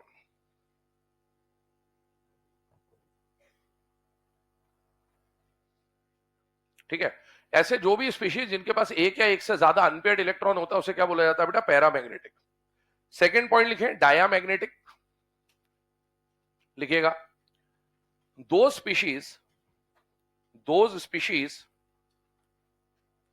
विच कंटेन नो अनपेयर्ड इलेक्ट्रॉन, जिनके पास कोई भी अनपेयर्ड नहीं होगा। दो species which contain no unpaired electron, है ना? या तो अनपेयर्ड ना हो, नो अनपेयर्ड बोलते हैं, या फिर ऑल इलेक्ट्रॉन्स आर पेयर्ड, ऐसा भी बोल सकते हैं। खैर आइए अब इधर इनके ऊपर डिस्कशन करते हैं, पैरा और डाया पे। एक बात बताओ, अगर किसी स्पीशीज के अंदर नंबर ऑफ इलेक्ट्रॉन जो निकल के आ रहे हैं वो ऑड है, तो बेटा एक बात बताओ, अगर इन 17 इलेक्ट्रॉन या 23 इलेक्ट्रॉन की आप पेयरिंग कराने जाओगे तो एक डब्बे में मैक्सिमम कितने इलेक्ट्रॉन आते हैं? 2। आप इन 17 का पेयर बनाने जाओगे तो क्या कम से कम एक अनपेयर्ड बच जाएगा? यस। आप 23 का पेयर बनाने जाओगे तो भी कम से कम एक बचेगा। एक बचता नहीं है, ज्यादा भी बचते हैं, पर वो देखने में ऐसा लगेगा कम से कम एक तो बच ही रहा है, कम से कम पैरा और डाया तो पहचान ही जाएंगे। यहां पर और यहां पर भी आप देखो, अगर आप इनकी पेयरिंग कराने जाओगे तो हर जगह पर कम से कम एक एक अनपेयर्ड तो आपको मिलेगा ही मिलेगा। ऐसे कोई भी स्पीशीज जिनके पास एक या एक से ज्यादा अनपेयर्ड होता है उन्हें क्या बोला जाता है? पैरामैग्नेटिक। बेटा जितने भी ऑड इलेक्ट्रॉन स्पीशीज होंगे उनका नंबर क्योंकि ऑड आएगा तो वहां पर कम से कम एक अनपेयर्ड तो बचेगा ही बचेगा। इसका मतलब हर ऑड इलेक्ट्रॉन स्पीशीज का नेचर कैसा होता है? पैरामैग्नेटिक। नोट बनाइएगा, पहला पॉइंट लिखिएगा, all odd electron species are paramagnetic in nature. All odd electron species are paramagnetic in nature. मतलब आपको एग्जाम में अगर पैरामैग्नेटिक और डायामैग्नेटिक का क्वेश्चन आया तो आपको सबसे पहले ये चेक करना है कि कौन ऑड इलेक्ट्रॉन है और कौन इवन इलेक्ट्रॉन है। ऑड इलेक्ट्रॉन अगर दिखा तो ऑड इलेक्ट्रॉन दिखते ही आप ये मान सकते हैं कि ये पैरामैग्नेटिक होगा ही होगा। अब देखो हमने क्या बोला कि ऑड इलेक्ट्रॉन स्पीशीज हमेशा कैसे होने वाले हैं? पैरा। ठीक है ना? तो ऑड के अलावा जो दूसरे स्पीशीज होंगे वो कैसे होंगे? Even electron. जो ऑड इलेक्ट्रॉन होगा वो पैरामैग्नेटिक, जो इवन ऑड नहीं होगा वो इवन होगा। ऑब्वियसली इवन इलेक्ट्रॉन कैसा होगा? ये पैरा है तो वो ऐसा बिल्कुल नहीं होता। ऑड के लिए कंफर्म है कि ऑड वाला हमेशा पैरामैग्नेटिक होगा। अब जैसे ही ये लिखा देते ना इतना, तो बच्चा फिर आइजैक न्यूटन बन जाता है, आगे का खुद ही सोच लेता है कि भैया अगर ये पैरा है तो दूसरा वाला क्या होगा? डाया। ऐसा नहीं होता, इवन वाला पैरा भी हो सकता है और डाया भी हो सकता है। तो सेकेंड स्टेटमेंट भी लिख लो ताकि गलती की गुंजाइश ना बचे। लिखिएगा even electron species may be para और dia. Even electron species may be para और डाया। तो इवन इलेक्ट्रॉन स्पीशीज कुछ भी हो सकते हैं, इसलिए उनको देखकर आप जज नहीं कर पाएंगे। कैसे जज करना है वो धीरे धीरे सीख जाओगे। जैसे इधर आइए, मैं 2-3 एग्जांपल बता भी दूं आपको। मान लीजिए मैंने एक एग्जांपल लिखा कार्बन और एक एग्जांपल मैंने लिखा नियॉन। कार्बन का एटॉमिक नंबर कितना है? 6। नियॉन का एटॉमिक नंबर 10। अब मैंने आपको मॉलिक्यूल नहीं दिया, अकेला एलिमेंट दे दिया, एटम दे दिया। एटम भी पैरा और डाया हो सकते हैं। आपको चेक करना है कि भैया ये पैरामैग्नेटिक है या डायामैग्नेटिक है, तो आपको क्या लिखना पड़ेगा? इसका कॉन्फ़िगरेशन, क्योंकि इलेक्ट्रॉन पेयर्ड है या अनपेयर्ड है यही तो देखना है। यहां पर भी आप इसका कॉन्फ़िगरेशन लिखेंगे तो आप लिखेंगे 1:2 2:2 2p6। अब डब्बे बना लीजिए,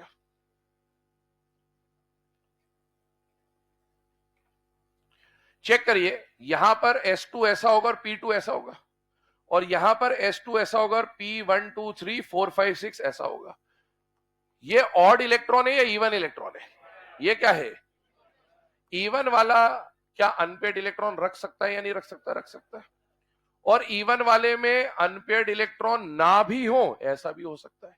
तो इवन इलेक्ट्रॉन वाला पैरामैग्नेटिक भी निकल सकता है और डाया भी निकल सकता है। बस ये दिमाग में रखे, भी क्वेश्चन हम लोग करेंगे। ठीक है, तो ध्यान से देखिएगा, ऑड इलेक्ट्रॉन हमेशा पैरामैग्नेटिक होगा क्योंकि उसके पास कम से कम एक अनपेयर्ड होगा। लेकिन इवन इलेक्ट्रॉन वाला कैसा भी हो सकता है, वो पैरा भी हो सकता है, वो डाया भी हो सकता है। आइए अब इसके बाद ये जितना अभी हमने पढ़ा उसके ऊपर क्वेश्चंस डिस्कस करते हैं कि क्या क्या क्वेश्चन फ्रेम हो सकते हैं। क्वेश्चन लिखिएगा पहला,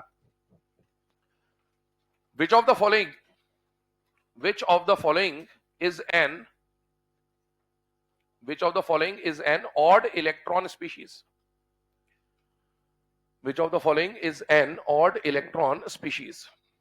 पहला ऑप्शन लिखे, CO2, दूसरा ऑप्शन लिखे NO, तीसरा ऑप्शन लिखे N2O,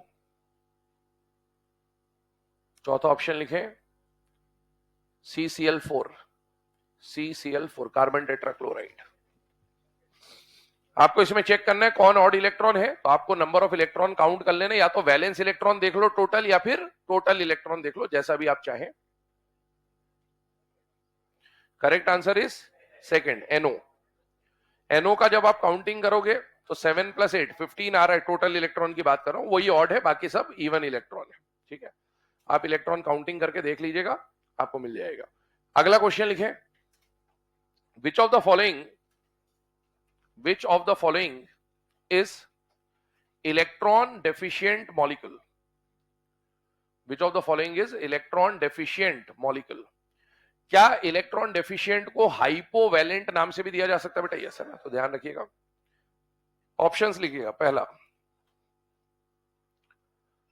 CH4, दूसरा ऑप्शन लिखें BCl3, अगला ऑप्शन लिखें ClF3। पहला ऑप्शन CH4, दूसरा BCl3, अगला ClF3, अगला लिखें PCl5। Correct answer will be second, BCl3। आप इलेक्ट्रॉन काउंट करेंगे, CH4 में कार्बन के 4 और हाइड्रोजन से भी 4 इलेक्ट्रॉन मिलेंगे, 8 हो जाएंगे, मतलब वो ऑक्टेट रूल फॉलो कर रहा है। BCl3 अभी आपको थोड़ी देर पहले बताया था, 3 और 3 6। इसके बाद अगर आप देखो ClF3, क्लोरीन के पास 7 और फ्लोरीन से 3 इलेक्ट्रॉन मिलेंगे, 7 3 10, तो एक्सपांडेड ऑक्टेट है। और PCl5 तो ऑलरेडी एक्सपांडेड ऑक्टेट डिस्कस किया ना, तो correct answer will be second, BCl3। अगला लिखें, which of the following is hypervalent molecule? Which of the following is hypervalent molecule? पहला ऑप्शन लिखें SiF4, दूसरा लिखें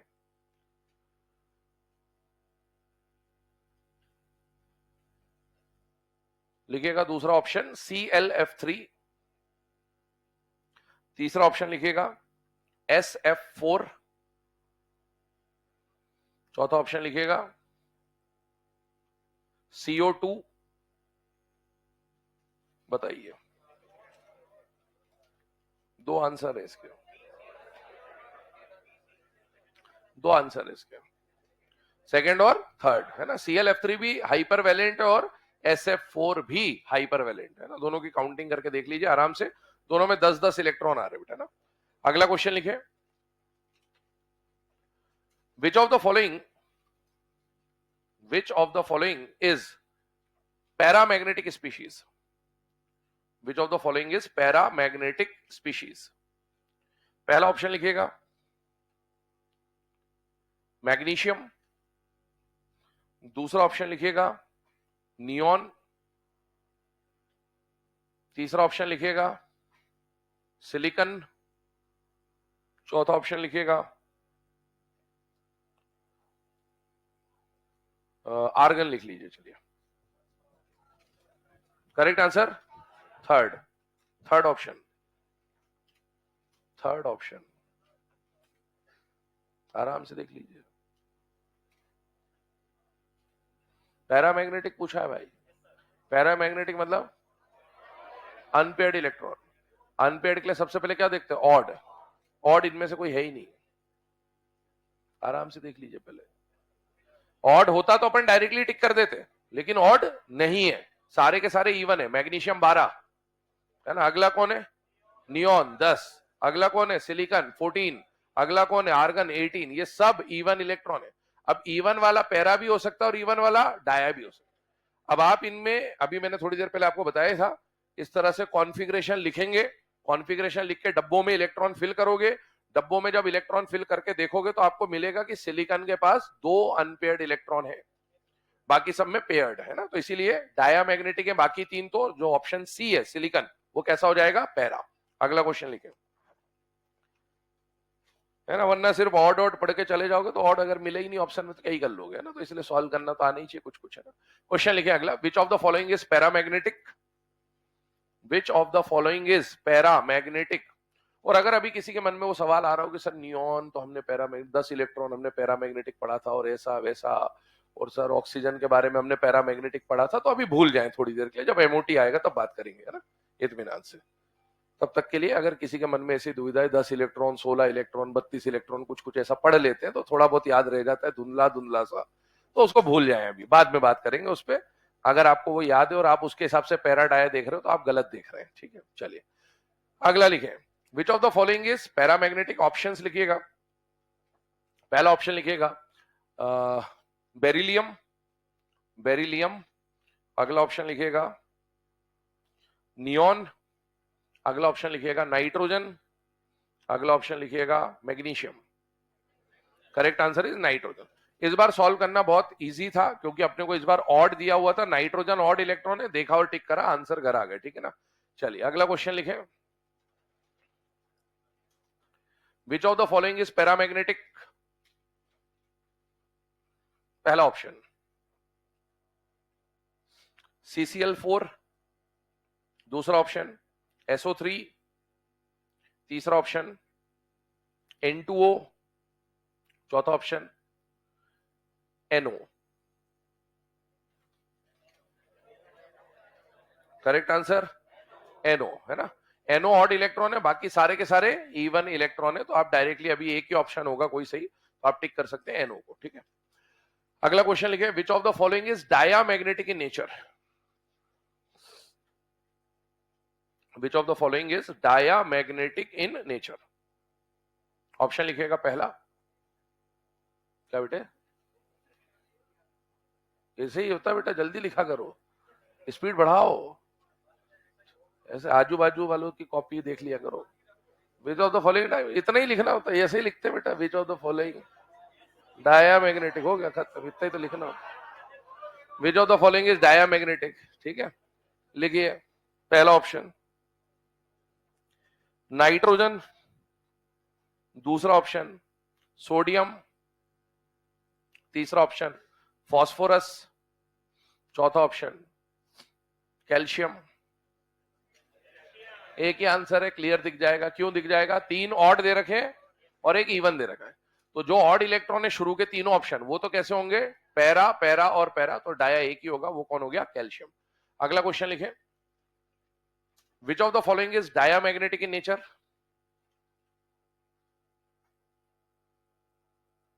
which of the following is diamagnetic in nature. पहला ऑप्शन लिखे NO, दूसरा option लिखे N2O, तीसरा ऑप्शन लिखे NO2 और चौथा ऑप्शन लिखे ClO2।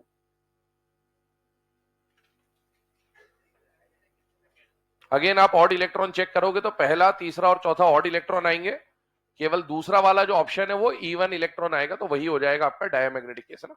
एक लास्ट क्वेश्चन और लिखे, which of the following does not obey, which of the following does not obey octet rule, which of the following does not obey octet rule।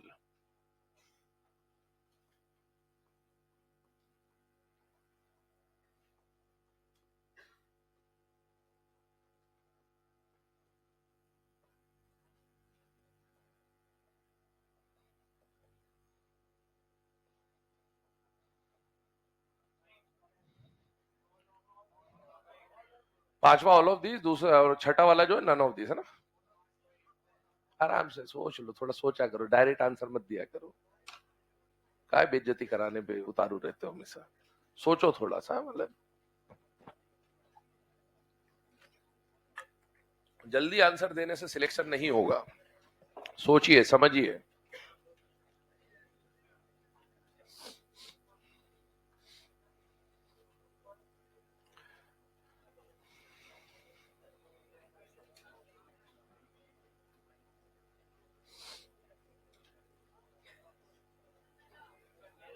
पहला all, और किसी का कोई आंसर, क्या आंसर है।